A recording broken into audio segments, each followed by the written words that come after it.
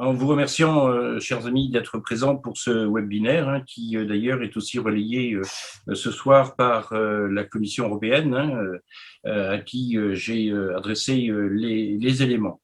Nous allons parler ce soir des relations de voisinage entre l'Union européenne et la Russie principalement, mais également des relations un peu tendues qui existent avec la Biélorussie depuis quelques jours, et puis l'émergence d'un pays qui frappe à la porte de l'Union européenne, l'Ukraine. Voilà. Donc quelques éléments qui sont importants. On pourra parler également des pays baltes et notamment de la culture russe qui existe dans ces pays baltes et qui fait que il est utile désormais de se poser la question de cette culture commune européenne. Mais en reprenant une expression un peu connue, il y a deux poumons dans l'Europe et avec des cultures qui se ressemblent certes, mais qui sont particulièrement différentes.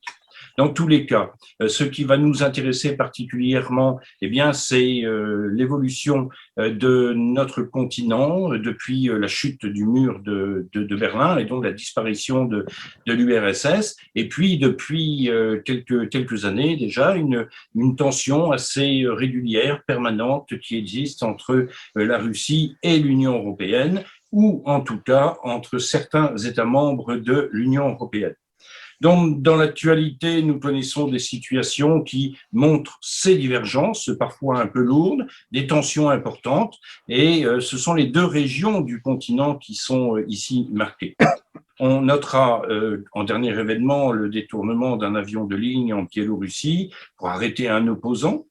Donc l'ensemble des journalistes européens se lèvent depuis hier pour réclamer sa libération. En Russie, nous avons le cas de l'opposant Alexei Navalny. En Ukraine, la violation de la souveraineté de ce pays, et puis des questions qui vont venir rajouter à notre analyse. Je pense notamment à la souveraineté énergétique avec le gazoduc Nord Stream 2, et puis quelque chose qui est particulièrement délicat, c'est le traitement qu'a subi le haut représentant aux affaires étrangères, Monsieur Borrell, lorsqu'il est allé rencontrer Vladimir Poutine en Russie. Donc autant de réalités, de sujets qui fâchent et qui laissent très clairement chez les Européens que nous sommes un sentiment d'amertume. Et voilà, chers amis, chers invités, nous allons vous demander d'en échanger sous l'égide, si je puis dire, de Catherine Verger, qui va vous soumettre à la question, pour reprendre mon expression favorite. Alors, je vais présenter Catherine, et Catherine, je vous laisserai présenter nos invités. Mais je remercie d'ores et déjà, bien évidemment, Pierre Mingui, qui est conférencier pour la Commission européenne, membre du TIOM Europe et président de la Maison de l'Europe de Seine-Maritime. Olivier Védrine, que je connais depuis fort longtemps, qui est notamment rédacteur du Russian Monitor. Alexandre Melnik, un confrère et collègue qui est professeur de géopolitique à l'ICN, et puis Constantin Sikov, philosophe, directeur du Centre européen à l'université de Kiev. Je laisse donner plus de détails, je laisse Catherine donner plus de détails. Mais Catherine, elle, on la connaît parce qu'elle a beaucoup travaillé dans les médias audiovisuels. Je pense à Arte, à LCI, donc pour France Télévisions, d'une manière générale. En radio également, France Inter, RTL, et puis dans la presse écrite, particulièrement pour Ouest France. Aujourd'hui, Catherine Verger se consacre à l'approfondissement de thématiques européennes, et elle s'est lancée dans des enquêtes, la réalisation de documentaires, et puis aussi, ce qui est fort agréable à lire, l'écriture de récits personnels. Je vous remercie tous de votre présence. Merci Emmanuel de me passer la parole. Donc, je salue les quatre invités de ce webinaire. Je salue aussi les participants derrière leur écran, et donc participants que j'invite à couper au moins le micro de sur l'écran, puisqu'il ne faut pas qu'il y ait d'interférence sonore pendant le déroulement de cet échange. Je les incite aussi, ces participants, à poser des questions par écrit, donc sur notre écran, pour les transmettre à nos 4 invités. Ce sont des questions sur Zoom, c'est simple, c'est une petite icône qui s'appelle Converser, qui est en bas de l'écran, et qui, lorsqu'on clique sur Converser, eh bien, on adresse une question que nous apercevons dans dans un cadre à droite.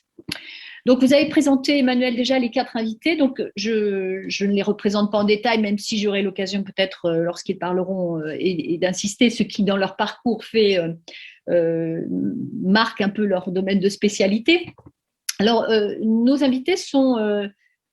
2 de nos invités sont à Kiev, il faut le préciser, en Ukraine. C'est donc Olivier Védrine et Constantin Zygov. Je voulais vérifier que Constantin était bien là, que je ne connais pas de vue.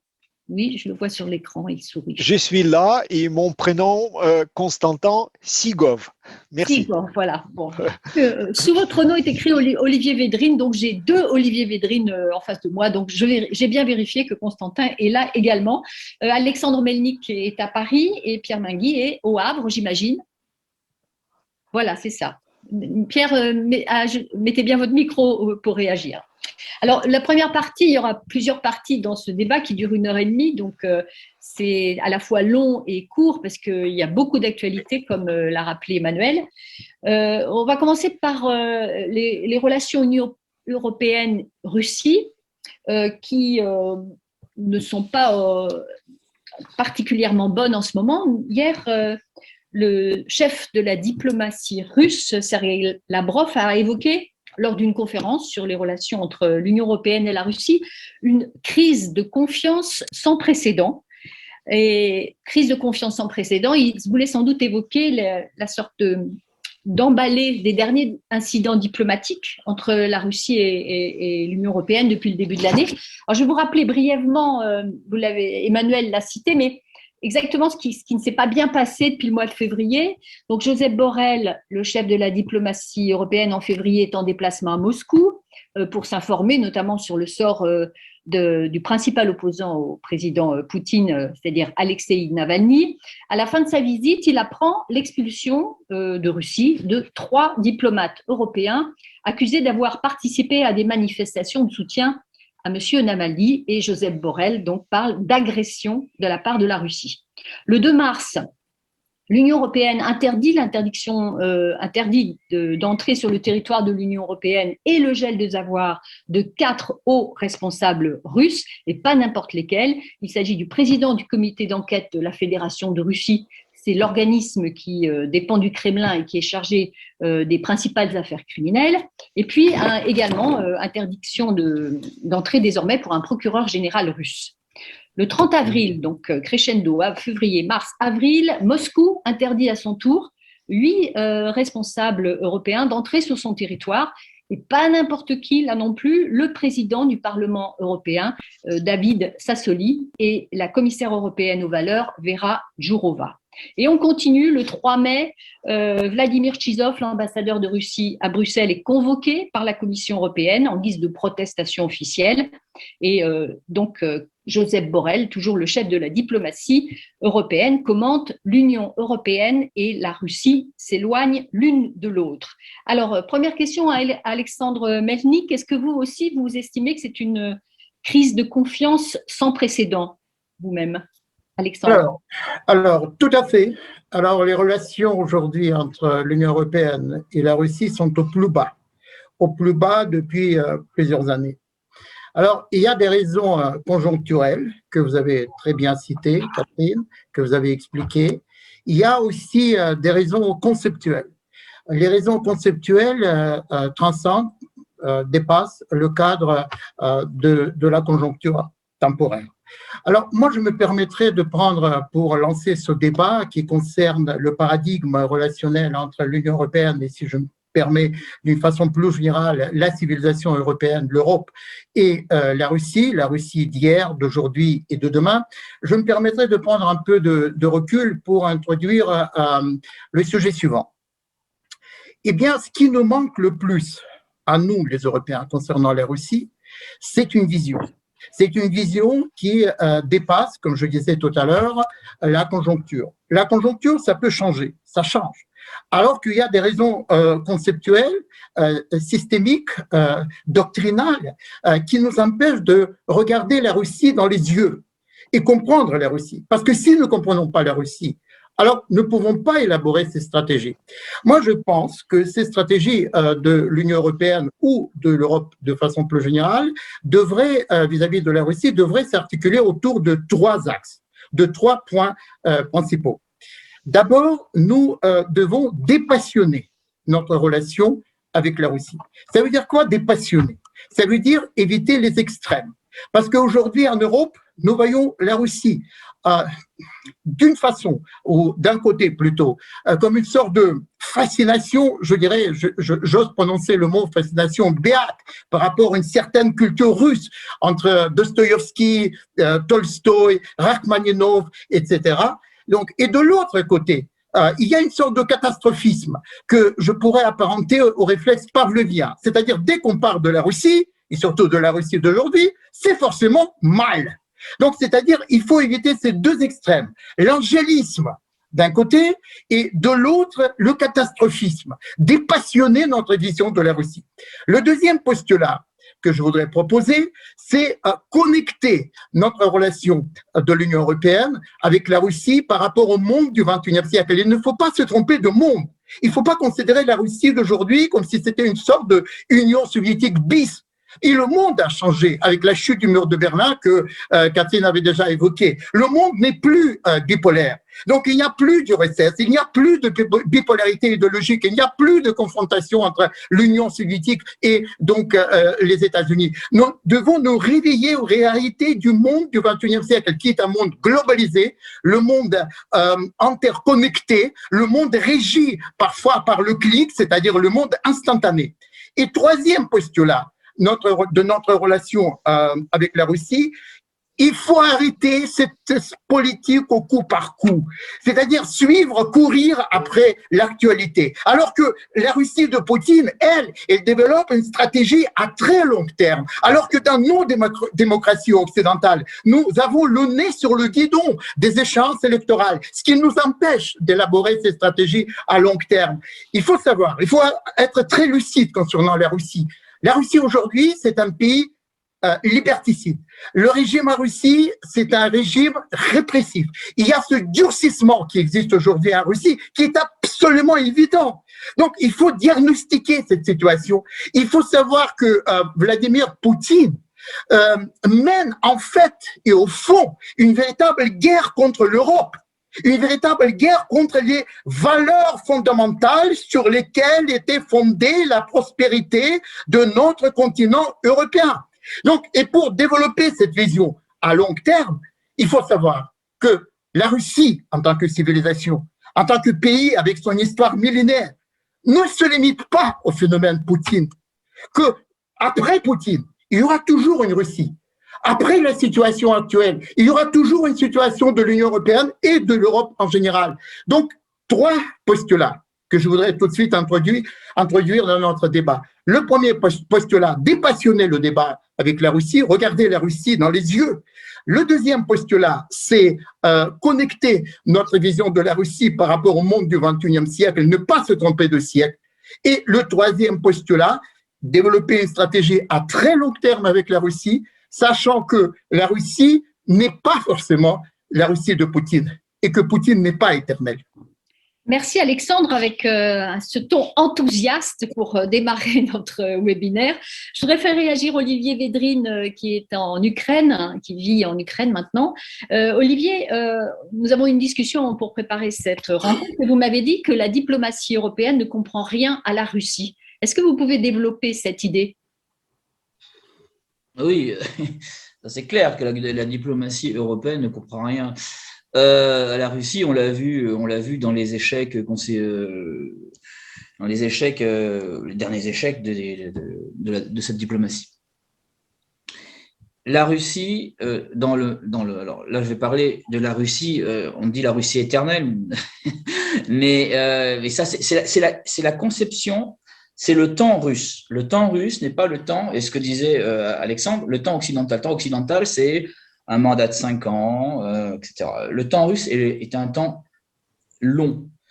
si vous lisez les auteurs russes, le temps n'est pas le même dans la littérature russe qu'elle est dans la littérature de l'Europe de l'Ouest. Et la perception du temps est importante dans la politique russe. Le temps existe et n'existe pas. À savoir, là, je suis d'accord avec Alexandre, nous, on va penser à l'Ouest dans des temps de 3, 4, 5 ans, allez, 10 ans peut-être, mais la Russie, elle se conçoit dans une éternité, si on peut dire. Et donc, le dialogue est impossible. Le problème aussi… Vous pensez que Joseph Borrell ne s'y prend pas bien avec Moscou et cherche une confrontation alors qu'il faut chercher du dialogue? Non, il est dans le hors-sujet. C'est-à-dire? Il est dans le hors-sujet.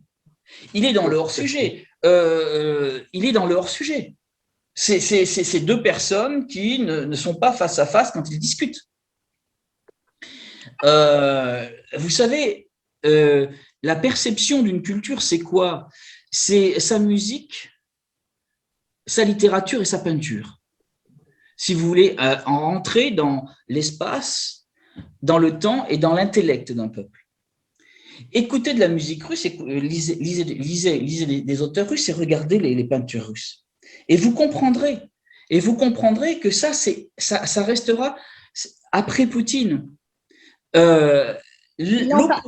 Oui. Olivier, on parle de diplomatie, donc je voulais que vous me disiez, pour avancer, pour donner votre avis, qu'est-ce qu'il faut faire pour renouer le dialogue? Parce que là, on est vraiment dans une sorte d'escalade. On voit bien, début février, Borrell parle d'agression. Là, le diplomate russe parle de crise sans précédent. À un moment, il faut bien reparler. Or, il y a plein de choses qui fâchent. On va le voir au cours de ce webinaire. Il y a l'Ukraine, la Biélorussie, Alexei Navalny, etc. Donc, qu'est-ce qui, à votre avis, qu'est-ce qui peut se passer dans les 6 mois à venir, années à venir, en dehors de la démonstration d'Alexandre qui était de dire il faut penser long terme. Là, on est dans une escalade de semaine en semaine. Non, alors moi, je vais me mettre du côté russe. Qu'est-ce qu'elle veut, l'Union européenne? On n'arrive pas à comprendre le message. Vous pensez qu'elle ne veut pas avoir de relations équilibrées? Non, mais le problème de l'Union européenne, c'est une politique de coup par coup. Il n'y a pas de vision d'ensemble. C'est une politique qui prend par segment alors qu'il faut prendre par globalité. Donc, le russe, vous cherchez quoi exactement? Vous voulez à la fois notre énergie, etc., avec Nord Stream 2, puis vous allez nous taper dessus là. Bon. Il faut alterner dans la politique russe, et dans la politique avec les Russes, il faut alterner le rapport de force qui existe, puisque ça, c'est un fondamental, et il faut aussi avoir une empathie. Quand les choses sont bien, il faut le dire, et quand les choses ne sont pas bien, il faut le dire. Il me semblait que c'était le cas actuellement. Je suis désolé, dans le cas ukrainien, l'Union européenne a été très faible, avec un message incompréhensif, et à la fois pour l'Ukraine et à la fois pour la Russie. Ce que demande la Russie, c'est voilà, vous êtes contre ou vous êtes pour?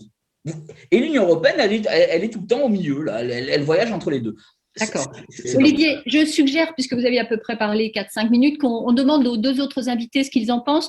Constantin, qui est à Kiev, l'Ukrainien, qu'est-ce qu'il en pense de cette diplomatie Europe? Bon, ça va plus, c'est pas en Ukraine, c'est plutôt large. Qu'est-ce que vous pensez de cette crise actuelle? Écoutez, du côté Constantin Sigov, je peux vous dire que c'est le temps d'apprendre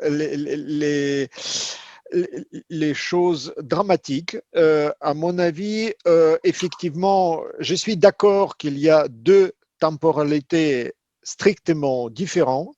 Une démocratique, avec les élections 5 ans, changement du pouvoir, et l'autre temporalité, mais pas du tout éternelle, pas du tout, tyrannique et dictatorial. Le dictateur Loukachenko, il est plus de 25 ans au pouvoir. Ce n'est pas du tout l'éternité, c'est tout simplement l'effort du dictateur bafouer toutes les règles démocratiques.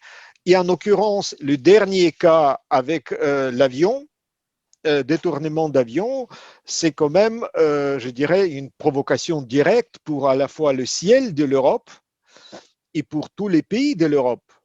L'âge du journaliste courageux, plein de talent, Roman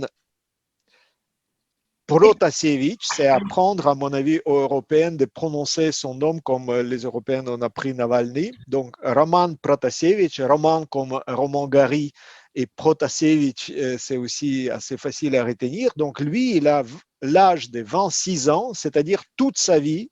Il est grandi pendant l'époque de cette dictature. Donc, nous avons les deux dictateurs, Poutine et Loukachenko, qui rivalisent dans la répression de leurs sociétés civiles respectives. Et c'est absolument pertinent aujourd'hui pour nous d'ouvrir un débat sur le grand sujet: quel comportement l'Occident doit-il adopter face à ces pays en passe de sombrer dans le totalitarisme? Eh bien, vous avez évoqué au départ gazoduc Nord Stream 2. Voilà le dossier, plus ou moins analogue sur le plan Constantin, politique. excusez-moi, on reviendra à la fin de notre propos sur les enjeux économiques. Oui, mais là ce n'est pas économique, excusez-moi, c'est comme l'affaire des Mistral en France. L'affaire des Mistral, ce n'était pas une question des bateaux, c'était une question strictement politique. Est-ce que la France refuse de vendre les bateaux à la Russie? Bravo pour la France n'a pas vendu les Mistral pour la Russie. Pareil, ici, c'est une question de refuser le chantage. Par exemple, les troupes russes à la frontière européenne, c'est du chantage. Là, c'est une autre manière d'exercer le chantage sur le plan énergétique. Encore une fois, on n'est pas du tout dans les dossiers économiques. Gazprom, c'est l'armement énergétique pour exercer le chantage. Donc, la première question de l'Union européenne, refuser le langage du chantage, n'est pas accepter, être docile sur le jeu d'échecs qui s'appelle le chantage russe. Alors, je précise pour ceux qui ne savent pas exactement ce qu'est ce Nord Stream 2, c'est un gazoduc qui fait 1200 km de long et qui doit normalement doubler doubler le volume de gaz qui part de Russie vers notamment l'Allemagne. Voilà. Pardon, on y reviendra un petit peu après. On a une question. Si vous permettez, juste à propos de Joseph Borrell, dernière petite remarque. Joseph Borrell, quand il parle de l'agression de la part de la Russie, il a senti concrètement, comme représentant de l'Union européenne, je dirais 5% de cette agression. 10 fois plus sans Navalny en prison, c'est-à-dire 50%. D'autres gens qui ont été tués, et nous connaissons l'affaire Skripal, nous connaissons d'autres, voilà les mesures d'agression. Mais simplement, Joseph Borrell, dans chair et en os, sentait qu'est-ce que c'est 5% de l'agression russe.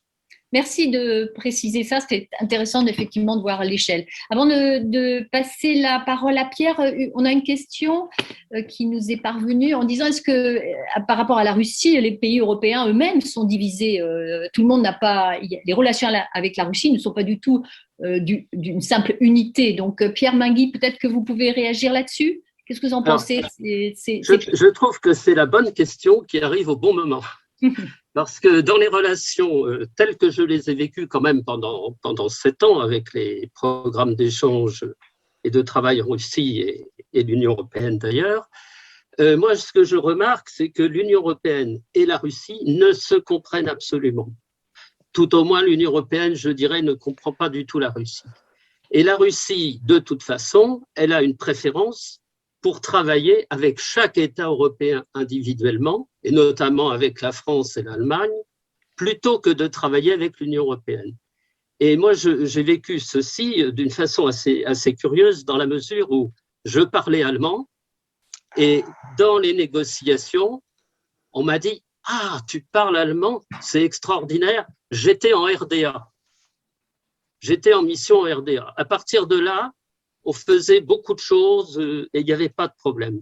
Et ce que je remarque en particulier, c'est que dans le type des relations bilatérales, donc soit Allemagne et Russie, soit Russie et France, c'est qu'avec l'Allemagne, si vous voulez, il y a une sorte de continuité. Et puis surtout, l'Allemagne comprend qu'avec la Russie, c'est un rapport de force.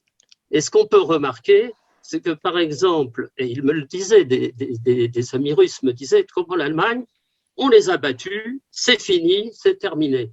Voilà. Et on rebâtit quelque chose de neuf. Alors que les relations avec la France, elles ont toujours été épisodiques. Un moment, ça allait bien, un moment, ça n'allait plus. Donc, si vous voulez, moi, je remarque, c'est que la Russie, l'Union européenne n'a pas compris que le jeu avec les Russes, c'est un rapport de force. Et je pense que Borrell, en fait, les Russes le testaient. Et il n'a pas répondu de la façon qu'il fallait, à laquelle il fallait s'attendre. Et puis, il y a autre chose, parce que je rebondis sur tout ce qui a été dit avant, qui était particulièrement intéressant, c'est que j'ai remarqué une chose, c'est qu'en fait, la Russie d'aujourd'hui, elle a trois héritages. Et à partir de ces trois héritages, l'héritage impérial, l'héritage religieux, c'est important, et l'héritage soviétique. À partir de ces trois héritages, on crée quelque chose de nouveau. Il se développe, ça on l'oublie. On m'a demandé un jour, y a-t-il des routes goudronnées en Russie? On construit des autoroutes en Russie et la France est largement engagée dans la construction d'autoroutes en Russie. Et moi, j'étais dans le cadre du transfert des nouvelles technologies ferroviaires. Je peux vous dire que là aussi, la très grande vitesse ferroviaire est en plein développement. Et ça, vous voyez, il y a une perception, alors que c'est assez curieux parce que vous avez des accords Union européenne-Russie, des accords de partenariat économique. Si on regarde les sanctions, elles ne donnent rien. Pourquoi? Pour une raison très simple. Vous regardez par exemple l'élevage porcin. Bon, les Russes importaient. Qu'est-ce qu'ont fait les Russes? Ils ont fait venir des éleveurs et puis Poutine leur a dit, vous vous installez là et vous allez développer l'élevage chez nous. Voilà. Et l'élevage porcin s'est développé. Et vous avez d'autres réactions, toutes les autres sanctions, de toute façon, qu'est-ce qu'il a fait Poutine? Poutine, il a sélectionné en plus les pays pour lesquels il y avait des sanctions. C'est-à-dire que, par exemple, le lait, ce sont les États baltes qui en ont fait les frais. Et que se passait-il? Eh bien, il y avait du lait, notamment du lait français, qui partait pas en Russie, qui partait en Bélarussie ou qui partait au Kazakhstan. Et du Kazakhstan, il changeait de nom et il repartait vers la Russie avec une marge de 10% pour l'exportateur. Donc, je veux dire que là, et j'en ai fini parce que ça va faire 4 minutes, il y a une réelle incompréhension au niveau de l'Union européenne de cette problématique. Merci Pierre. Je ne sais pas si j'ai été dans les 4 minutes. Bien, parfait. Merci Pierre. On a une question d'un participant. La Russie est toujours membre du Conseil de l'Europe et doit suivre ses règles démocratiques. Alors, est-ce que ça sert à quelque chose qu'elle en fasse partie du Conseil de l'Europe? Est-ce qu'il y a des pressions possibles à travers cette participation? Qui veut répondre? C'est compliqué parce que la Russie, en fait, elle a retrouvé son siège il y a 2 ans au Conseil de l'Europe. Et on est exactement dans tout le contexte qu'on a décrit avant. C'est-à-dire que je t'aime moi non plus, mais j'ai besoin de toi. Voilà. Sauf qu'il y en a un qui a plus besoin de l'autre. Et de même, il y a une autre erreur que l'on fait, enfin, je pensais à ça sur la Russie. On dit, mais la Russie, on va l'écraser économiquement. Oui, mais attention, mais la Russie détient des ressources colossales, la Russie, que nous n'avons pas dans l'Union européenne. Il y a des gisements, on a parlé des gisements de gaz, mais on a aussi d'autres matériaux à la frontière chinoise qui sont des matériaux fondamentaux, notamment pour tout le développement du numérique. Ça, on l'oublie. Donc, l'Union européenne qui n'a pas ce genre de ressources est bien obligée à un moment donné de composer avec un pays qui a ses ressources et parfois le pays qui est tout seul à avoir ses ressources. Excusez-moi, je suis bavard. Merci. Je suggère que nous passions à un sujet qui est aussi un sujet de diplomatie, c'est l'opposant Alexeï Navalny. Et donc, grâce à ce sujet, nous allons parler des droits de l'homme. Alors, je rappelle pour Alexeï Navalny, qui est un avocat, qui a 44 ans, qui est un militant politique russe et qui a fondé donc la Fondation anti-corruption. Il est considéré par le président Poutine comme un dangereux opposant, on parle même d'extrémiste. Il a été empoisonné en août 2020, soigné en Allemagne, il est revenu en Russie en janvier 2021. Il a été immédiatement arrêté, il a été condamné en février à 2 ans et demi de prison. D'abord placé en détention dans un camp de travail, il a fait une grève de la faim avant d'être transféré dans une unité de soins pénitentiaires. Alors, son association de soutien, parce qu'il a des gens à l'extérieur qui n'ont pas été arrêtés, eux, s'est autodissoute à fin mai, donc il y a une semaine à peine, car elle était soumise à trop d'intimidation. Alors, une tentative d'empoisonnement, l'emprisonnement. Les pays européens jugent évidemment inadmissibles les méthodes de Vladimir Poutine contre ses opposants. Que peuvent-ils faire quand Moscou argumente « Navalny est un extrémiste » ? Qui veut répondre ? Alexandre, Olivier, Constantin ? Écoutez, tout de suite, je peux préciser que les collègues de Navalny, les gens qui appartenaient au fond de la lutte contre la corruption, sont donc fermés. L'ONG est fermée, un réseau important implanté dans toute la Russie interdit. Pareil pour la Russie ouverte, l'association fondée par les collègues de Mikhail Khodorkovsky, l'autre prisonnier, n'est-ce pas, du régime poutinien, vient annoncer sa dissolution avec une exclusion préalable de tous ses membres. Donc la raison, une nouvelle loi liberticide en passe d'être adoptée par le Douma qui permet d'envoyer en prison pour de 2 à 6 ans les dirigeants de toute ONG reconnue indésirable, entre guillemets, en Russie et de condamner les membres ordinaires d'une telle ONG à des mesures administratives et ensuite suivies de prisons fermes. La discussion là-dessus est très importante parce que nous assistons presque chaque semaine à un durcissement du régime très grave, dramatique, et donc il faut en réagir. En français, vous avez une information plus ample dans excellent consultation en ligne Desk Russie. Donc, en France et dans d'autres pays européens, en Prague, à Bruxelles, vous avez quand même des gens sensibles à cela qui peuvent dire la vérité sur la dégradation du régime et donc le niveau des répressions. En fait, Biélorussie était un laboratoire, pour ainsi dire, à la fois des matraquages dans les rues, et puis des tortures exercées en plein centre de la capitale Minsk, pareil à Moscou. Donc, il faut être très, très attentif, très, très vigilant à l'égard de cela et insister beaucoup sur le fait que c'est inadmissible parce qu'autrement, l'action terroriste, que c'était le cas Skripal en Angleterre, en Allemagne, nous connaissons aussi, disons, la capacité de tuer telle ou telle personne indésirable pour le régime Poutine est trop claire et donc il faut réagir en conséquence. Je précise que l'ambassadeur d'Ukraine en Thaïlande a été découvert mort sur une île balnéaire hier et on soupçonne qu'il a été empoisonné. Donc c'est un peu, je ne sais pas. C'est très grave. Et c'est très grave, et c'est un ambassadeur donc, qui était en vacances avec son fils. Il a été retrouvé mort la nuit dernière. Alexandre Melnik sur Alexei Navalny. Il faut pas le lâcher, faut toujours suivre ce qu'il devient. Non, il ne faut pas lâcher en aucun cas. C'est-à-dire, il est absolument évident qu'il y a une réduction des libertés publiques actuellement en Russie. Et donc, ça se passe tous les jours, crescendo. Eh bien, cette réduction des libertés publiques relève directement de l'ADN de ce système Poutine qui a été mis en place déjà il y a une vingtaine d'années, mais qui s'aggrave et qui se crispe.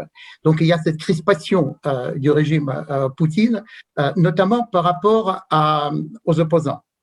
Je rappelle que la constitution russe, qui a été adoptée en 1993, avait été calquée sur le modèle de la constitution française de la Ve République. D'ailleurs, il y avait des juristes français qui avaient participé à la demande du président russe à l'époque, Boris Yeltsin, à la rédaction de cette constitution. Donc, la constitution est fondamentalement démocratique. Mais cette constitution aujourd'hui est complètement vidée de ce sens initial. Et ce qui se passe actuellement, que tout opposant parce que normalement, il doit y avoir dans tous les pays du monde, en tout cas les pays qui prétendent être démocratiques ou semi-démocratiques, il doit y avoir une opposition, c'est-à-dire les gens qui ne pensent pas la même chose. Ça doit faire partie du débat contradictoire. Mais ce qui se passe actuellement en Russie, c'est extrêmement grave.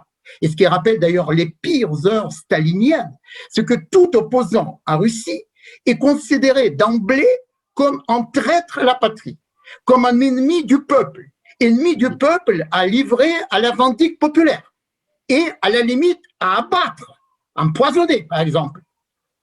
Donc, cette crispation du régime politique en Russie qui est évidente, à mes yeux en tout cas, et là, la question toujours la même. Qu'est-ce que nous pouvons faire face à cette situation qui s'aggrave?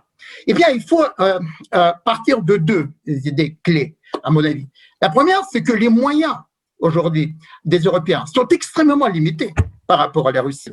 Et non seulement par rapport à la Russie, par rapport d'ailleurs au reste du monde, parce qu'il ne faut pas oublier qu'aujourd'hui, nous vivons dans un monde où les Occidentaux, y compris les États-Unis, ont perdu leur monopole de l'histoire. C'est-à-dire le XXIe siècle n'est pas forcément le monde occidental. Nous n'avons plus cette vérité du monde. Eh bien, ça, c'est le premier point. Et le deuxième point, à mon avis, il faut toujours jouer la carte de cette constitution russe initiale. Il ne faut jamais oublier que c'est la France qui était à l'origine de cette constitution, qui était censée propulser la Russie vers la démocratie, vers l'économie de marché, vers un nouveau monde. Et donc, il faut favoriser le jeu de la démocratie en Russie, malgré tout, c'est-à-dire à contre-courant.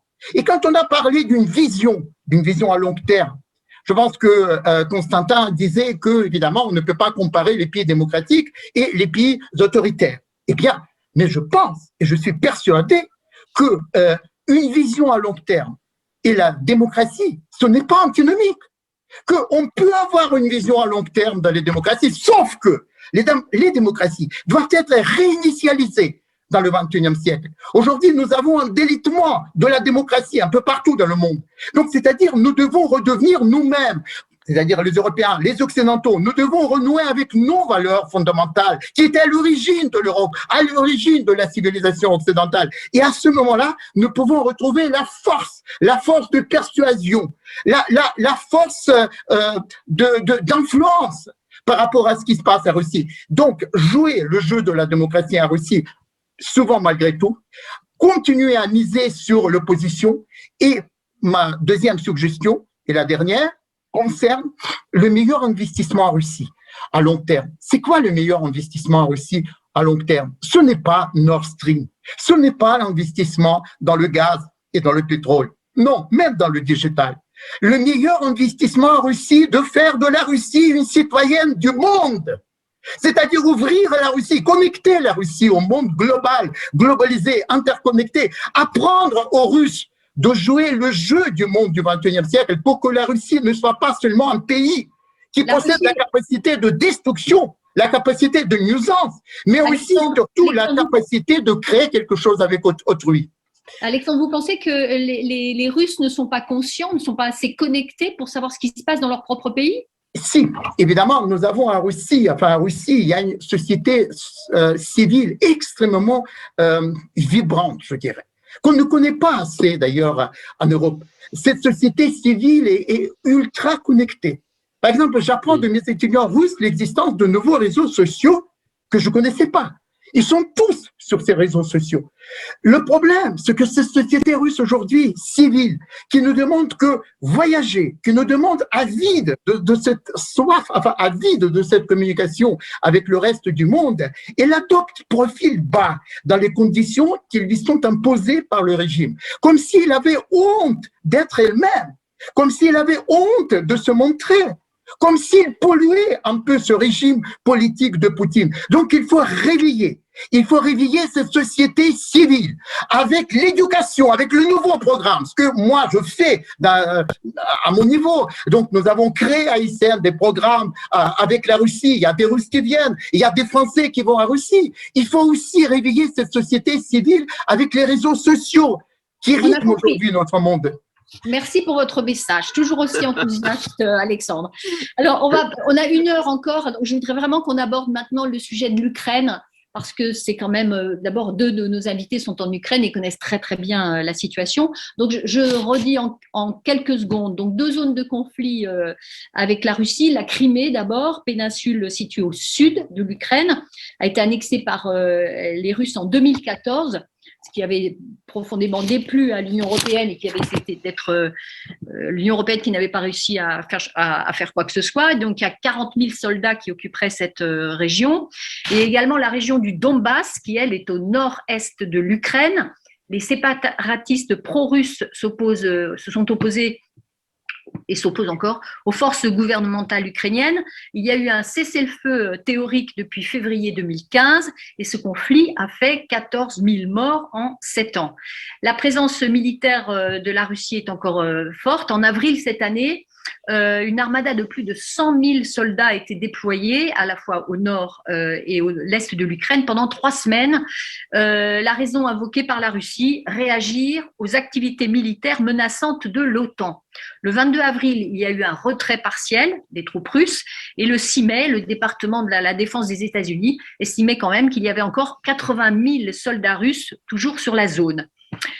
Voilà, Constantin Sigoch, je vous donne la parole. Donc peut-être Olivier Védrine, d'abord, l'Ukraine craint pour sa souveraineté.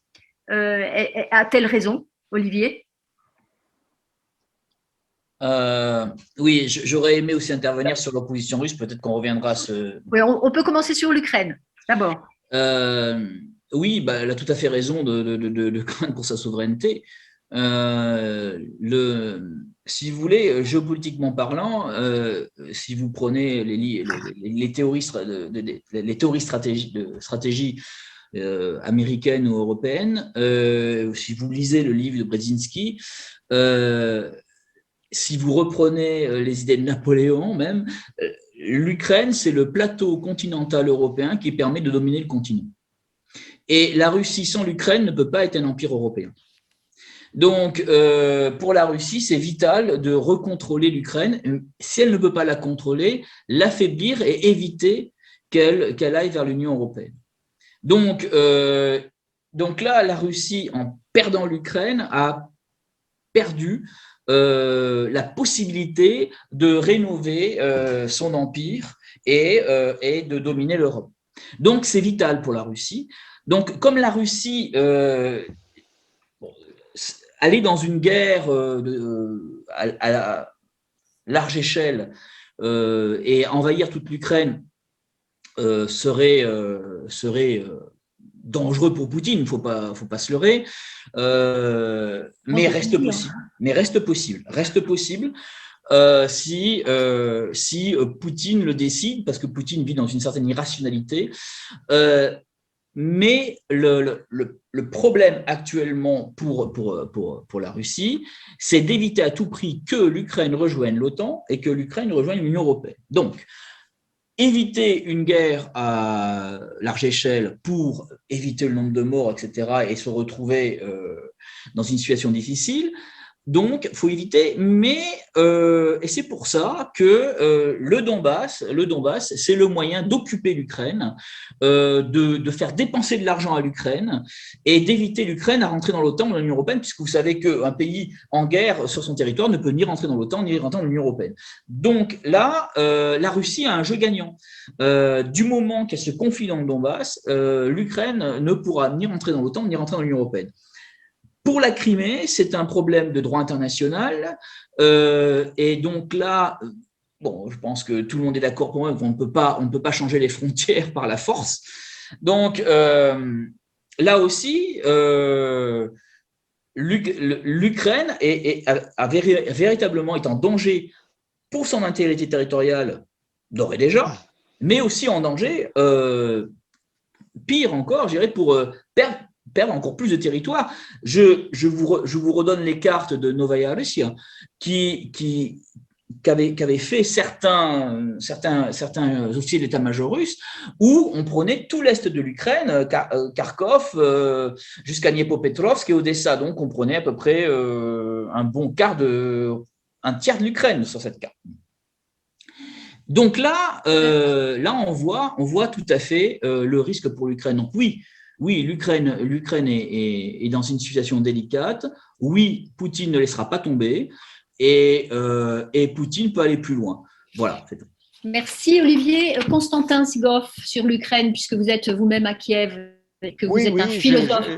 Je suis né à Kiev et donc je dirige le Centre européen à l'Université Mohila. Donc depuis 30 ans, je travaille sur les rapports l'Europe, l'Union européenne, l'Ukraine. Et vous avez évoqué la mer Noire. C'est très important. Je crois que, par exemple, Jean-Sylvestre Montgrenier a à juste titre souligné dans ses articles que, en fait, mer Noire, depuis longtemps, depuis Fernand Braudel et Yves Lacoste, c'est plus grand Méditerranée. On parle des grands rapports, des échanges entre Méditerranée et mer Noire. Alors, l'annexion absolument illégitime de la Crimée par la Russie, les actions militaires en mer d'Azov, n'est-ce pas, ce sont les défis lancés à la fois à l'Union européenne et à l'OTAN. Et puisque sur la mer Noire, n'est-ce pas, plusieurs pays de l'Union européenne, y compris la Roumanie et la Bulgarie, offrent la possibilité de renforcer les possibilités des positions occidentales en mer Noire sans dépendre exagérément d'Ankara. Et donc, par exemple, l'Ukraine et la Géorgie, n'est-ce pas, entendent intégrer l'OTAN, et il est important d'être beaucoup plus fortement en coopération, à mon avis, pour tous les pays occidentaux avec mer Noire, être plus attentif à ce qui se passe à la mer Noire et à Azov. Vous avez évoqué, chère Catherine Verger, que 80 000 soldats aux frontières ukrainiennes, c'est quand même exagéré, c'est trop fort. Donc voilà encore une figure de cette chantage. Je suis désolée, Constantin, je ne suis pas sur place. Je n'ai fait que lire des chiffres à droite à gauche. Vous êtes certainement mieux informé que moi. Vous êtes bien renseigné. Donc, simplement, encore une fois, nous évoquons les figures du chantage. Refuser le chantage, il faut du courage. Il faut vraiment retrouver le courage pour ne plus avoir idée que voilà, l'Union européenne épargner, disons, des questions stratégiques, questions des territoires, questions des rapports de force. Il est temps d'entrer dans ce débat, dans cette confrontation trop claire. D'ailleurs, là-dessus, par exemple, dans ces conférences au Collège de France, Luc Van Middelaar a beaucoup insisté. Et je crois le temps est changé un peu le paradigme des fonctionnements de l'Union européenne. Après une période longue, pacifique, des développements économiques qui sont toujours importants, nous sommes entrés dans une autre phase. Et donc, si on veut regarder les choses en face et rappeler les choses par leur nom, donc il faut absolument renforcer à la fois la défense européenne, les rapports, par exemple, des services, y compris les services spéciaux, et une présence beaucoup plus forte, y compris en Ukraine.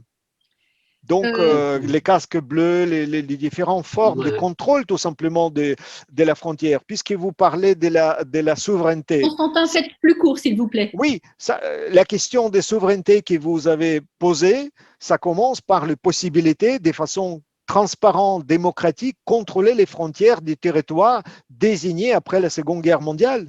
C'est vraiment alpha et oméga de notre paix en Europe. Merci. Alexandre, vous m'avez dit tout à l'heure, enfin, en préparant ce webinaire, accueillons l'Ukraine dans l'OTAN. Est-ce que vous pouvez… c'est ça le plus important? On ne vous entend plus. Alexandre? C'est un effet très important. Ah non, je parle à Alexandre Melnik, est-ce qu'il peut se… Oui, est-ce que vous m'entendez? Voilà. J'avais écrit il y a 5 ans, je crois, un article dans Le Monde avec ce titre qui a provoqué énormément de réactions, accueillons l'Ukraine dans l'OTAN. Voilà. Donc, moi, je suis persuadé que c'est nécessaire. C'est nécessaire pour l'Ukraine, tout simplement parce que l'Union européenne ne possède pas sa propre armée. C'est-à-dire, l'Europe n'a pas été conçue en tant que puissance après la Deuxième Guerre mondiale. L'Europe a été conçue en tant que soft power. Le seul hard power, c'est-à-dire la puissance armée, militaire, le seul garde-fou valable pour contrer les velléités d'expansionnisme du régime de Poutine, c'est le temps. Mais paradoxalement, puisque nous vivons dans un monde interdépendant, autant l'Ukraine a besoin de l'OTAN, autant l'OTAN a aussi besoin de l'Ukraine. Parce qu'aujourd'hui, l'OTAN est en crise existentielle. Il cherche sa nouvelle raison d'être après la fin de la guerre froide. Et pourquoi nous préconisons l'innovation ou la créativité dans tous les domaines? Par exemple, les domaines à haute valeur ajoutée, le digital, l'économie. Et pourquoi nous refusons à la géopolitique le droit à l'innovation et à la créativité? Je vous rappelle que les institutions internationales qui existent aujourd'hui avaient été créées pratiquement ex nihilo, à partir de rien, après la Deuxième Guerre mondiale. Qu'est-ce qui nous empêche de les réinitialiser aujourd'hui ou de créer de nouvelles organisations? Mais il faut avoir des hommes et des femmes visionnaires. Et là, je reviens toujours sur cette problématique d'une vision à long terme qui peut être propre aux démocraties. Sauf que ces démocraties doivent vivre cette nouvelle renaissance démocratique, renaissance de l'Europe, renaissance de l'Occident que je préconise depuis des années. Et moi, je suis persuadé que si nous n'arrivons pas, nous les Occidentaux, à réussir ce défi, eh ben, l'Occident peut sortir de l'histoire avec le H majuscule dans les années à venir. Pierre Mingui, sur l'Ukraine. L'Ukraine enfin, le président du Volodymyr Zelensky, j'espère que je prononce bien, est venu en avril à Paris et lui aussi, il a réclamé aussi bien à Emmanuel Macron qu'à Angela Merkel l'adhésion de son pays à l'OTAN et à l'Union européenne. Qu'est-ce que vous en pensez, Pierre? Le micro. Voilà. Non, Pierre, on ne vous entend pas. Micro. Toujours pas. J'ai eu une coupure tout à l'heure. Allez-y. C'est bon. Voilà. Oui, je voulais dire, j'étais tout à fait d'accord avec ce qu'Alexandre a dit. Et je pense que de toute façon, pour moi, l'invasion de la Crimée, c'était en fait déjà voulu par les Russes dans la perspective d'une adhésion de l'Ukraine à l'OTAN. Tout simplement parce qu'il ne faut pas oublier qu'il y a les bases militaires russes à Sébastopol et que l'histoire dit que l'OTAN aurait voulu implanter un pylône d'écoute à la frontière de la Crimée qui aurait déclenché d'une certaine façon la volonté des Russes d'intervenir. Juste une chose que je voulais ajouter, c'est que moi personnellement, j'ai travaillé dans la partie est de l'Ukraine, c'est-à-dire Dnepropetrovsk et Kharkiv. Et ce que j'ai remarqué, c'est que globalement, quand on parlait avec tous les collègues, avec la population, qui était pourtant russophone et très russophone, ils avaient un fort désir d'adhésion à l'Union européenne. Très fort désir d'adhésion à l'Union européenne. Donc, et c'est ce que je voudrais dire, c'est pas parce qu'on est russophone qu'on est pro-Poutine. Ça, je crois que c'est important. Et tout à l'heure, je voulais aussi dire juste une petite chose en 30 secondes, c'est qu'en fait, en Russie, on s'aperçoit, et je partageais ce qui est dit, que j'ai trouvé une différence très forte. J'ai quand même travaillé plusieurs années entre Saint-Pétersbourg et Moscou. J'ai trouvé deux approches extrêmement différentes. Une approche beaucoup plus pro-européenne à Saint-Pétersbourg, et ça, c'est aussi l'histoire qui le veut, qu'à Moscou. Et je crois qu'à l'intérieur de la Russie, il va naître quand même aussi des différences très fortes entre les républiques des membres de la fédération, où les approches sont différentes. Et notamment aussi, on n'en a pas parlé, le Tatarstan qui va sûrement jouer un rôle très important dans l'avenir de la Russie. Merci. Je propose de continuer notre conversation autour de la Biélorussie, puisque c'est un pays qui a fait beaucoup parler de lui ces dernières semaines. Donc, un État charnière entre la Russie et l'Europe, un régime autoritaire, donc dirigé par Alexandre Loukachenko, qui est président depuis 1994. Alors, l'incident, c'est le 23 mai dernier. Un avion de ligne de la compagnie Ryanair qui reliait Athènes à Vilnius aux Pays-Baltes, est intercepté et obligé à se poser à Minsk, la capitale, donc biélorusse, à bord l'opposant Roman Protasevich, qui a 26 ans, qui est très influent sur les réseaux sociaux d'opposition bélarusse et qui ne vit plus en Biélorussie et qui donc est arrêté avec sa compagne. L'Europe réagit très vite, interdiction de survoler l'espace aérien de Biélorussie et interdiction aux avions de la compagnie biélorusse d'atterrir en Europe. Le 26 mai, le président Loukachenko persiste et signe en affirmant la Biélorussie a agi légalement en déroutant l'avion. Et ce 31 mai, donc c'était hier, 2 vols d'Air France à destination de Moscou ont été annulés, faute d'approbation par les autorités russes des nouveaux plans de vol pour éviter l'espace aérien du Bélarus. Donc, est-ce que c'était un incident technique ou une riposte de Moscou contre une compagnie européenne pour lui faire payer pour faire payer à l'Union européenne ses réactions vis-à-vis de la Biélorussie? Alors, qu'est-ce qui se joue en Biélorussie? Qu'est-ce qui se joue en Biélorussie? Olivier Védrine, peut-être? Bon, j'ai écrit là-dessus, c'est peut-être la Tribune de Genève. Ce qui joue en Biélorussie, c'est la survie de Poutine aussi. Hein. On parlait d'un laboratoire à un moment donné, que la répression en Biélorussie a été un laboratoire.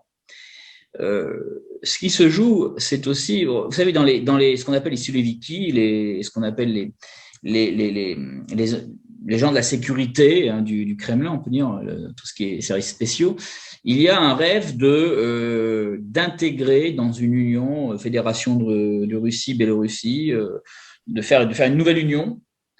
Et dans cette union, un nouveau président comme Vladimir Poutine à la tête de cette union. Et c'est véritablement, à mon avis, actuellement le jeu russe. La Russie ne peut pas laisser la Biélorussie tomber comme l'Ukraine. Et actuellement, nous sommes en train d'assister à un bras de fer entre Loukachenko et Poutine. Loukachenko ne veut à la fois pas lâcher le pouvoir, mais ne veut pas que la Fédération de Russie englobe la Biélorussie. Et donc là, nous avons un bras de fer entre Loukachenko et Poutine. Et nous avons la vision de Poutine de faire cette nouvelle union entre la Biélorussie et la Fédération de Russie. Et c'est ce qui se joue actuellement dans ce qui se passe. Et pourquoi Poutine, je dirais, propose à Loukachenko une nouvelle constitution, etc. C'est parce que Poutine aimerait que dans cette nouvelle constitution, à terme, qu'il y ait en Biélorussie des partis pro-russes qui permettent d'évacuer Loukachenko et de demander, de façon entre guillemets démocratique, le rattachement de la Biélorussie dans une union avec les fédérations de Russie. C'est ce qui joue actuellement. Tout le reste, c'est des agitations, mais la stratégie du Kremlin, c'est de rapprocher la Biélorussie. Alexandre Melnik, sur est-ce que la Biélorussie peut basculer définitivement du côté russe ou non, c'est simplement, ce n'est pas possible? Mais je crois que pour le moment, c'est déjà le cas. Donc, c'est-à-dire le cas peut-être déjà franchi. Ce qu'il faut expliquer à nos spectateurs, à ceux et celles qui nous suivent, c'est que la Biélorussie, à la différence de la Russie, qui a entamé une sorte de virage vers l'économie de marché après la chute du communisme, la Biélorussie, elle, restait une sorte de, permettez-moi cette expression, de Jurassic Park du communisme, ou une sorte de Corée du Nord aux portes de l'Europe, qui d'ailleurs étale et affiche avec presque fierté cet attachement aux fondamentaux du système communiste. Je rappelle aussi que Loukachenko, c'est un ancien directeur du kolkhoz, donc ça fait partie du langage que nous sommes en train d'oublier, parce que ça nous ramène au XXe siècle quand même, ça sent un peu la naphtaline, mais enfin c'est la réalité des choses. Et ce qui se passe actuellement, c'est que nous constatons ce rapprochement entre cette dictature et entre la Russie, qui, je rappelle toujours, possède cette constitution qui était calquée, imitée, inspirée par la constitution française de la Ve République, c'est-à-dire qui ne dit pas que la Russie, c'est une dictature. Pour Poutine, c'est une démocratie dirigée, nuance. Donc, voilà.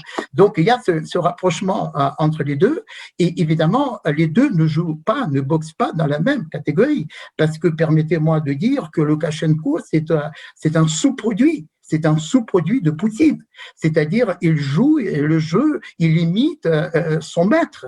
C'est-à-dire le maître qui empoisonne et qui met en prison après donc les principaux opposants, c'est exactement la même chose que fait Loukachenko à son niveau pour montrer que ces opposants, qui sont traités comme des ennemis du peuple, l'expression que j'avais déjà employée, et les traîtres à la patrie, eh bien, eux, ces traîtres à la patrie, seront traqués et donc et punis en mer, sur terre et dans les airs.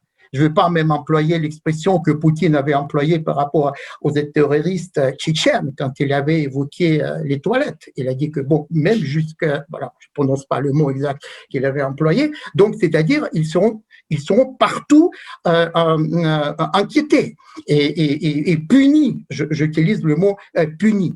Et je voulais juste rebondir sur quelque chose qui me paraît très important et de façon très schématique, je vous rassure, donc Catherine, c'est que quand on s'oppose aujourd'hui au régime répressif, que ce soit le régime en Biélorussie ou que ce soit le régime en Russie, ça ne veut pas dire que nous sommes anti-biélorusses ou anti-russes. Ça veut dire que nous décloisonnons l'avenir, décloisonner l'avenir pour les nouvelles générations. Nous ouvrons une porte d'entrée vers l'Europe et vers les valeurs fondatrices de l'Europe. Et je rappelle très rapidement, donc au XVIIe siècle, lorsque par exemple l'Ukraine avait été attachée, bon, je ne vais pas rentrer dans ce débat tout de suite à la Russie, les élites ukrainiennes étaient considérées comme des élites extrêmement avancées, pro-occidentales, pro-européennes. Ces élites ont été intégrées dans les structures d'autorité de la Russie, dont la Russie avait besoin. Par contre, ça a hérité le peuple. Donc, il y a toujours cette scission, ce divorce entre les élites russes et moi, je dirais la société civile, la Russie aujourd'hui, et ce qu'on peut appeler le peuple, et le peuple qui est extrêmement réticent par rapport au changement. Et bien, le changement aujourd'hui, vous savez, c'est l'air qu'on respire. C'est-à-dire, si vous ne changez pas, ben, vous serez mort. C'est-à-dire, il faut introduire le changement dans le logiciel mental, dans la mentalité des Russes, des Biélorusses, et aussi, n'oublions pas, des Européens qui en ont aussi besoin.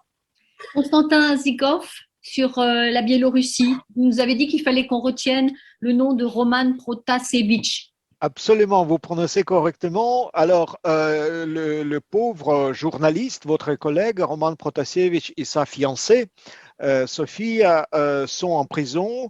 Roman risque désormais la peine de mort parce que Biélorussie, c'est le dernier pays en Europe qui a plusieurs fois d'ailleurs aller jusqu'au bout et donc plusieurs personnes ont été tuées en Biélorussie ces dernières années. Et donc l'enjeu véritable aujourd'hui, c'est soit la mort de Roman, donc journaliste à Minsk, soit les vraies sanctions contre le régime biélorusse. Parce que en effet, c'est le point vulnérable, le point sensible de l'entourage du dictateur. Mais Constantin, il y a eu des sanctions européennes déjà prises.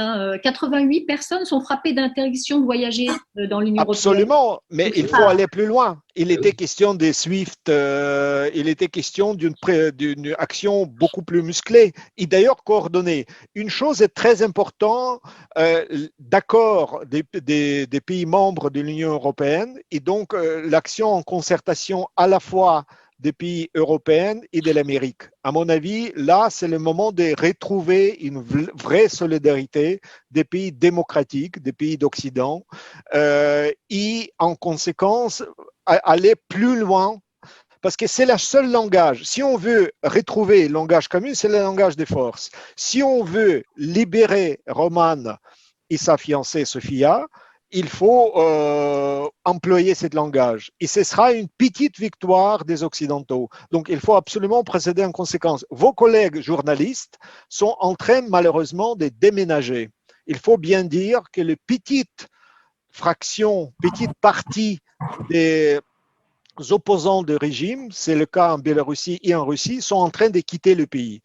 Radio Liberté est déjà officiellement déménagé vers Kiev, donc leur poste est maintenant n'est plus en Russie mais en Kiev. Et pareil, plusieurs ONG, donc soit ils vont partir plus loin, c'est-à-dire en Occident, soit ils vont aller en Ukraine, parce qu'en Ukraine, peut-être on ne connaît pas assez, les plus grands médias russophones libres sont basés à Kiev.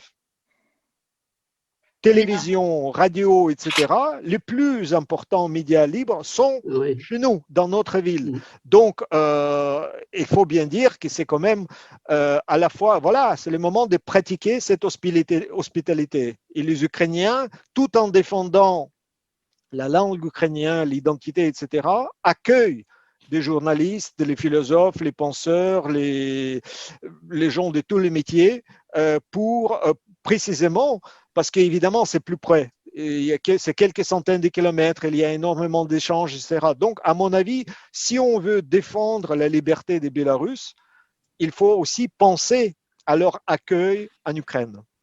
Je précise que j'ai lu que 40 000 Biélorusses étaient partis se réfugier en Pologne. 40 000, oui, ce qui me paraît beaucoup, mais… C'est beaucoup, effectivement. Absolument. Et ce sont les gens de tous les métiers, informatiques, etc. Donc, deux pays d'accueil actuellement, c'est la Pologne et l'Ukraine. Et peut-être il faut penser à quelque chose de systématique, voilà, des vrais réseaux d'influence, parce que la dictature en Biélorussie, c'est plus de 20 ans. Donc, il faut se préparer, il faut agir comme c'était à l'époque de la guerre froide. Pierre Mingui, sur la paralysie, enfin, en tout cas les pressions à faire sur la Biélorussie, vous êtes d'accord? Jean-Louis Bourlange, le député français, le préconise, paralyser autant que faire se peut ce pays. Qu'en pensez-vous, Pierre? Oui, c'est exactement ce qu'on doit faire. Le problème, c'est d'abord faire en sorte que les approvisionnements n'arrivent plus à partir de l'Union européenne. Et je crois que dans cette affaire-là, par rapport à ce qui a été dit, Loubachenko, à mon avis, il a voulu faire un coup d'éclat et mis Poutine devant le fait accompli. Parce que je ne peux pas croire qu'un joueur d'échecs comme Poutine ait programmé ça. Ils ont d'autres moyens d'élimination, ils ont d'autres…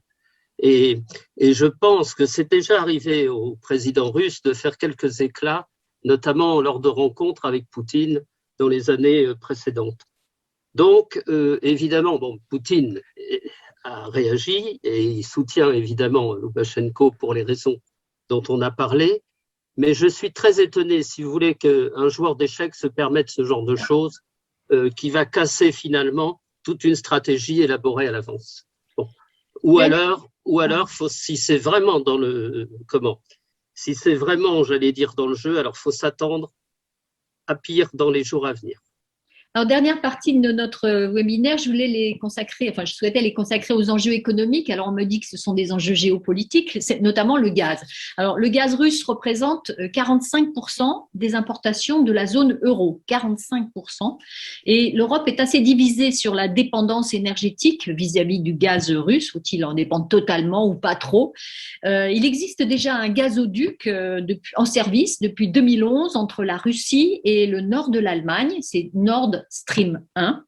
L'Allemagne fait le forcing pour finir la construction d'un gazoduc de 1200 km, donc la même distance à peu près, qui s'appelle Nord Stream 2. Et ce deuxième gazoduc permettra de multiplier par 2 les exportations de gaz russe vers l'Allemagne. Alors, les Européens doivent-ils avoir peur de trop dépendre du gaz russe? Ils se lancent sur le sujet. Ça laisse sceptique tout le monde?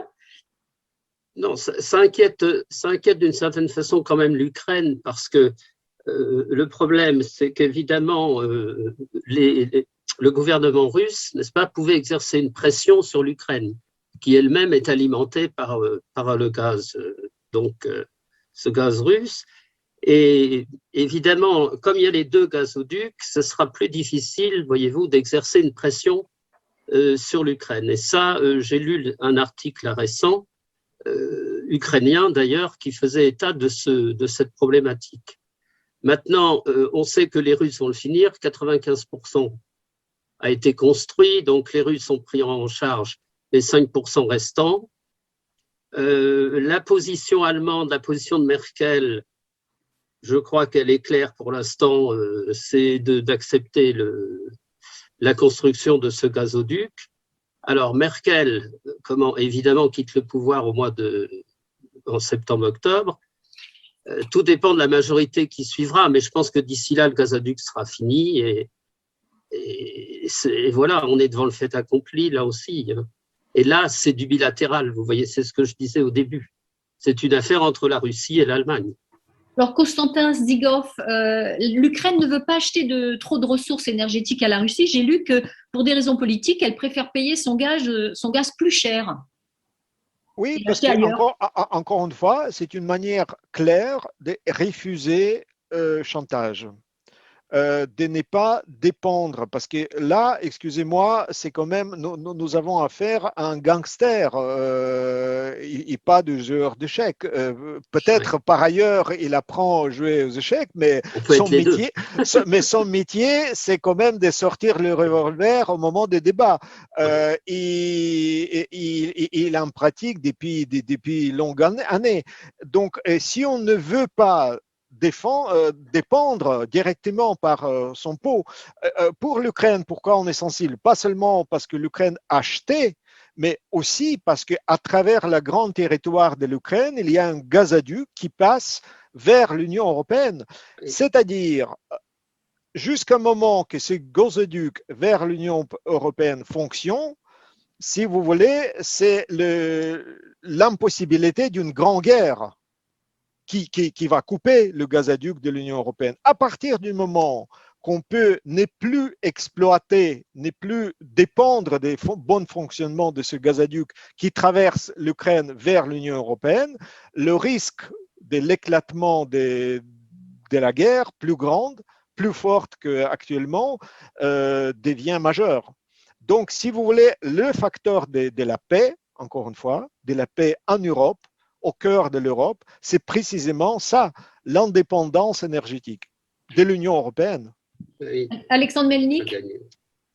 Alors, ces histoires des gazoducs, vous savez, c'est vieux comme le monde, enfin pas comme le monde. Je me souviens des années 70, 1970-80, où l'Union soviétique avait déjà construit un gazoduc qui approvisionnait en gaz la France.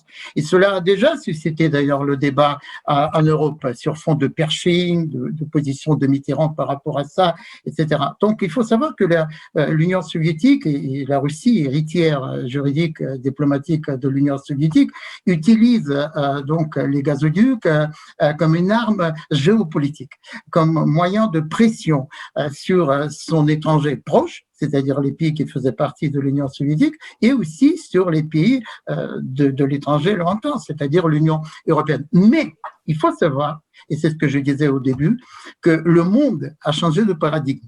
Est-ce que vous pensez que dans le XXIe siècle, le gaz et le pétrole vont continuer à jouer le même rôle qu'ils jouaient au XXe siècle? Je ne pense pas. C'est-à-dire le monde du XXe siècle, c'est le monde des énergies renouvelables. C'est le monde de l'innovation, de la créativité dans une économie qui est devenue déjà interdépendante. C'est-à-dire dans cette économie globale, tout le monde dépend de tout le monde. Eh bien, aujourd'hui, en quelque sorte, cette arme géopolitique des gazoducs pour la Russie devient sa malédiction. C'est-à-dire, c'est quelque chose qui plombe la Russie. Je voudrais rappeler que le PIB russe aujourd'hui est 12 fois inférieur à celui de la Chine. La Chine avait diversifié son économie. Donc, c'est-à-dire investi massivement dans le digital, dans les domaines à haute valeur ajoutée, et progresse dans le monde. Il deviendra bientôt, si la dynamique est maintenue, la première puissance du monde en dépassant les États-Unis, alors que le PIB russe aussi entre la Corée du Sud et l'Espagne, ce qui n'est pas digne du plus grand pays du monde du point de vue de l'espace. Donc, c'est-à-dire, à mon avis, il faut évidemment garder à l'esprit, suivre la problématique des gazoducs. Ce gazoduc-là dont on parle, il est déjà terminé, c'est ce que disait Pierre. Alors, c'est-à-dire, il est difficile de faire machine arrière. D'ailleurs, c'était aussi la position des États-Unis qui ont changé leur point de vue là-dessus, parce qu'au début, notamment pendant la présidence Trump, les États-Unis étaient farouchement contre Nord Stream. Aujourd'hui, c'est-à-dire les États-Unis laissent faire, parce qu'il est très important d'hiérarchiser les priorités dans le monde dans lequel nous vivons. Olivier Védrine, je vous vois hocher la tête. Oui, par rapport le gazoduc, le Nord Stream 2, pour moi, l'affaire est classée. Quand je parle avec mes amis allemands, il y a un besoin vital pour leur économie. Je pense que Angela Merkel est capable de tout accepter pourvu qu'elle ait le gazoduc Nord Stream 2. Voilà. Bon, pour moi, c'est fait. Biden, d'ailleurs, s'en est aperçu. C'est pour ça qu'il a levé toutes les sanctions et que le gazoduc va se faire. Mais effectivement, hiérarchiser, c'est tout le problème actuellement des États-Unis. Quel est l'ennemi futur des États-Unis? C'est pas la Russie. La Russie, c'est le PIB de l'Espagne. L'URSS, quand l'URSS s'est effondrée, elle avait l'équivalent du PIB de la Chine. La Russie, c'est qu'une vaste dégringolade économique. C'est un pays actuellement qui a la capacité de faire sauter la planète, mais c'est tout. Et on ne va pas nourrir les gens avec des ogives nucléaires et des chars d'assaut. Donc, et elle est dans une géopolitique du XXe siècle, avec une capacité de nuisance, mais elle n'est pas dans une géopolitique du XXIe siècle, avec les énergies renouvelables, le monde multipolaire et le digital, etc. Donc, on a une Russie qui est un mastodonte un peu inadapté, comme un éléphant dans un magasin de porcelaine. Et hiérarchiser ses priorités pour les États-Unis, c'est d'abord la Chine. C'est la Chine et alors pourquoi, à mon avis, pourquoi que Biden laisse faire Nord Stream 2? C'est parce qu'il a envie de garder la Russie en dehors d'un conflit qu'il pourrait avoir avec la Chine. En laissant à la Russie Nord Stream 2, il permet de se concentrer sur la Chine.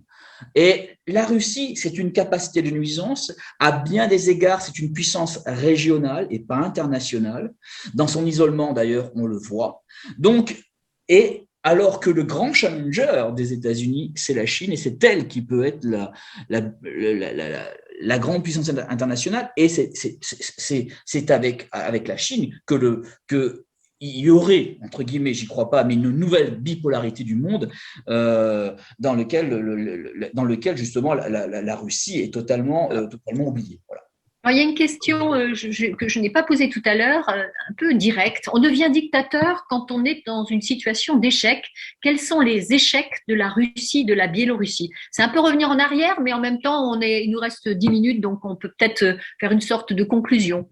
Olivier? Oui, alors, on parlait des revues. Je suis à la tête d'une revue qui s'appelle Russian Monitor, vous l'avez dit, on a 500 000 lecteurs uniques par mois. On a des coopérations notamment avec la revue de l'ENA, UTalk. Et dans cette dégringolade justement de la Russie, le coup de maître de Poutine, c'est le village de Potemkin. C'est de faire croire à la Russie, par des beaux défilés militaires et des statues de Staline, qu'ils sont encore cette URSS. Et alors, on devient un dictateur parce qu'on a des difficultés, mais on devient un dictateur parce qu'on n'a rien d'autre à proposer. Et la Russie n'a pas d'idéologie à proposer. Elle n'a plus le communisme, elle n'a plus le socialisme. Elle a que ce mélange. Et là, j'avoue que, Pierre, je suis d'accord. Moi, j'ai rencontré des Russes qui mélangeaient l'orthodoxie, l'Union soviétique et le tsarisme. Et c'est un mélange, mais ça ne fait pas une nouvelle idéologie. Et la non-adaptation, et là je rejoins Alexandre, de la Russie au monde du XXIe siècle, elle est flagrante. Et Poutine, lui, qu'est-ce qu'il fait? Il fait qu'immobiliser la Russie. Il la détruit, il l'isole, et elle va arriver en retard dans le XXIe siècle. Donc Poutine, il a participé à l'échec, à la dégringolade de la Russie. Il a tué une génération de jeunes. Il a isolé la Russie. Et moi, je dis souvent que aimer la Russie, c'est avant tout être contre cette dégringolade, être contre Poutine. C'est pour ça, sans doute, Olivier, que vous habitez en Ukraine désormais. Voilà. Si vous avez fait un choix assez drastique, puisque vous avez un peu rompu avec la Russie depuis la guerre de Crimée, depuis 2014. Très bien. Je souhaiterais que Constantin et Alexandre donnent leur avis là-dessus sur quels sont les échecs les plus forts de la Russie et de la Biélorussie. Écoutez, je crois que très important de ne pas simplement rester au niveau des causalités. C'est comme la question comment on devient criminel, parce que dictateur, c'est quelqu'un qui tue les gens. Donc, on ne peut pas expliquer, voilà, le pauvre, il est devenu criminel. Il a eu Pas déjà… de circonstances atténuantes, aucune. Oui, le tribunal, c'est le tribunal et je crois que c'est la question justement des préparations des dossiers pour le tribunal de la Haye. L'autre question, c'est précisément regarder en face, regarder les photos de Roman Protasevich. Brusquement, regardant ces photos dans le monde, je me suis dit, mais est-ce que les Français et par exemple les Belges vont reconnaître la similitude entre les deux journalistes très mobiles, courageux, au service du bien, c'est-à-dire entre Roman et Tintin? Lui-même aussi contre les entreprises criminelles des tyrans, des malfaiteurs, etc. C'est-à-dire, à un moment donné, j'étais interrogé par France Culture sur cette affaire et j'ai dit, écoutez, imaginez la réaction des capitaines Haddock face à l'empoisonnement de son ami Tintin. C'est-à-dire la colère, le courage, la capacité d'agir, vraiment de se déplacer pour sauver son ami. Alors, à mon avis, tout simplement, si vous voulez, évidemment, il y a une partie d'ironie dans cette comparaison, mais c'est aussi une idée de retrouver le courage et des capacités d'agir pour le bien, pour la liberté des journalistes, pour ne pas leur lâcher. C'est le cas de Navalny en prison et Roman en prison. Et donc, à mon avis, c'est très important maintenant de retrouver les symboles, des images, des mots appropriés pour une nouvelle vague de solidarité et de libération de l'Europe d'esclavage. Parce que, en fait, les gens qu'on emprisonne maintenant pour ensuite échanger, on manipule ces gens-là comme les esclaves. Alexandre Melnik. Le plus grand échec de la Russie de Poutine et de la Biélorussie de Loukachenko consiste à ne pas comprendre le monde du XXIe siècle et vivre dans le passé. Donc la vraie question, et d'ailleurs cette question rejoint le débat qui existe en France, entre ceux qui pensent que l'avenir, c'est la répétition du passé et vivre dans le passé, ce sont des passéistes, et ceux qui s'adaptent à ce que j'appelle le plus grand changement de paradigme civilisationnel de l'humanité qui existe et qui se développe aujourd'hui dans le XXIe siècle. Donc, je crois que l'avenir appartient à ceux qui s'adaptent au changement. Regardez la Chine, regardez les pôles d'excellence du XXIe siècle, quel que soit d'ailleurs le régime politique, parce que c'est un autre débat, mais c'est-à-dire il y a la capacité d'adaptation. Alors que l'horloge mentale de Poutine, et je ne parle même pas de Loukachenko, s'est arrêtée en quelque sorte à l'époque de la guerre froide. Donc, à la guerre froide, lorsque Poutine était un officier du KGB et Loukachenko était directeur du kolkhoze. Donc, alors que le monde change, et il faut suivre ce rythme effréné de ce changement du monde et s'adapter et se projeter vers l'avenir. C'est pour ça que je reviens sur ma préconisation de semer des graines du côté de l'Europe sur le terrain de nouvelles générations, que ce soit les étudiants, que ce soit la société civile, parce que cette société existe déjà en Russie, existe déjà en Biélorussie. Ils sont tous connectés, ils sont tous globalisés, ils sont tous toutes et tous, je ne peux pas oublier les femmes, eh bien toutes et tous avides de quoi? Avides du monde, avides de changement, avides de communication, avides des interactions. Et le plus grand échec, qui est pratiquement criminel d'ailleurs, consiste à priver justement ces nouvelles générations de leur avenir. Pierre, sur un petit mot sur les situations d'échec de la Russie et de la Biélorussie, enfin, assez rapidement, parce qu'il nous reste 5 minutes. Je crois que tout a été dit. Alors, merci. Partage. Non,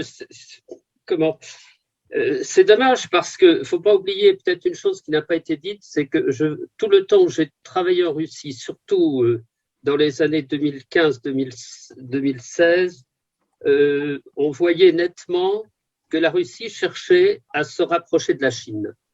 Et moi, j'ai été frappé à ce moment-là du nombre de délégations chinoises qui participaient à chacune, qui étaient toujours présentes quand nous, on était en réunion, soit dans les entreprises, soit dans les universités.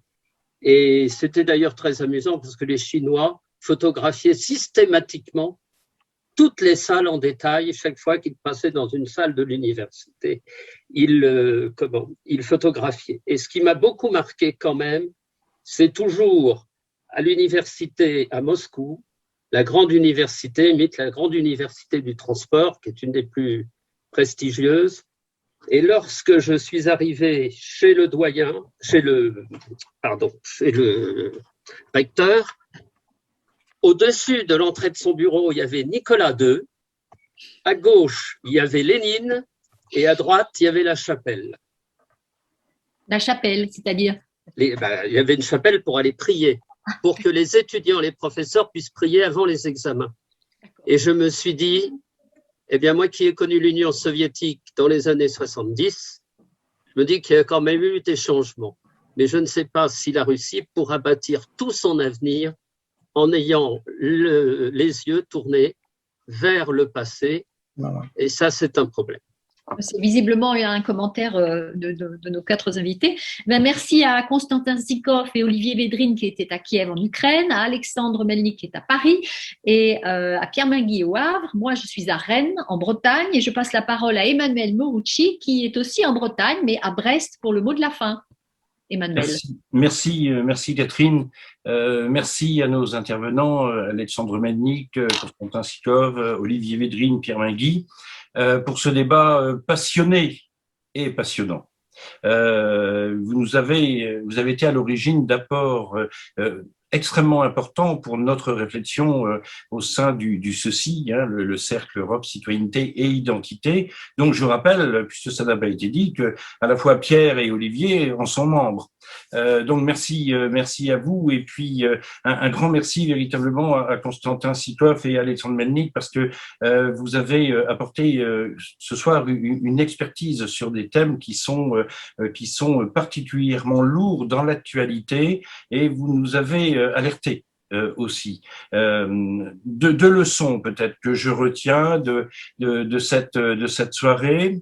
La première est que nous nous situons bien sûr dans le cadre de la conférence sur l'avenir de l'Europe, et il paraît être important que l'Union européenne change aussi de paradigme. Notamment dans sa perspective, dans sa volonté de devenir une puissance qui compte sur le reste du monde. On voit que les relations de voisinage ne sont pas simples, mais j'ai bien compris aussi qu'il y avait un rapport de force permanent et que finalement, je vais peut-être reprendre une expression que Olivier avait pu me dire un jour, les Russes et Poutine ont tendance à bomber le torse. Je ne sais pas, Olivier, si tu te rappelles de m'avoir dit ça. Et je crois que vous en avez fait, chers amis, ce soir aussi, quelque part, la démonstration. C'est quelque chose que nous ne savons pas faire, nous les Européens. On n'est pas dans cette culture. En tout cas, nous n'étions pas dans cette culture. Aujourd'hui, semble-t-il, avec la volonté qu'a l'Union européenne de s'imposer dans le reste du monde, par ses valeurs. Je reprends l'expression d'Alexandre, parce qu'il a beaucoup insisté sur l'importance des valeurs fondamentales qui constituent le projet européen.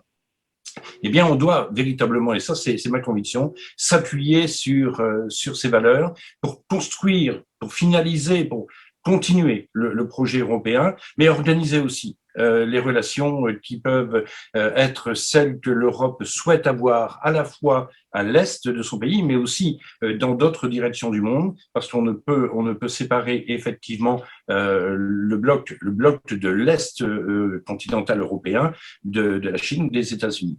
Donc voilà, le jeu est à construire et c'est un élément qui va être important dans cette réflexion. Alors, cette réflexion, on va la continuer puisque en octobre, nous avons un séminaire qui va permettre au cercle auquel nous appartenons de rédiger un texte qui sera transmis aux organisateurs de la conférence sur l'avenir de l'Europe. Et il y a des éléments que vous avez pu nous dire ce soir qui vont nous être particulièrement profitables. J'en profite pour dire à Alexandre et à Konstantin que les pages de notre site sont vertes. hein, et vous pouvez continuer cette conversation l'un et l'autre si vous le souhaitez, en tant que contributeur par quelques écrits qui peuvent développer des idées que vous avez pu avoir ce soir. Ça nous laisse sur notre faim, bien évidemment, mais écrivez et nous serons tout à fait heureux de publier. Et puis, il y a des domaines, et ça, c'est encore l'orientation. À partir de septembre, nous allons avoir une nouvelle série d'organisations. Ici, nous terminions le mois de mai, le mois de l'Europe, hein, avec 4 webinaires qui se sont succédés. À partir de septembre, on va continuer, notamment sur des questions éthiques, mais aussi un thème qui intéresse, je crois, très fortement Constantin, c'est la place aussi des religions dans le projet européen, dans la construction, dans la réalité aussi de nos sociétés contemporaines. Bon, voilà, on aura l'occasion d'en reparler. Merci, chère Catherine Verger, d'avoir soumis, hein, je reprends mon expression, soumis nos invités à la question. Hein, aux questions, oui, c'est ça, oui, parce que à la question, ça nous ramènerait dans des temps révolus de l'Inquisition. ce serait un peu dommage. Non, voilà, merci, ça a été extrêmement intéressant. Les pages, Catherine, vous sont ouvertes aussi, hein, mais vous le savez déjà depuis longtemps. Merci. Voilà, c'est tout ce que j'ai à vous dire. Merci et à très, très bientôt, j'espère.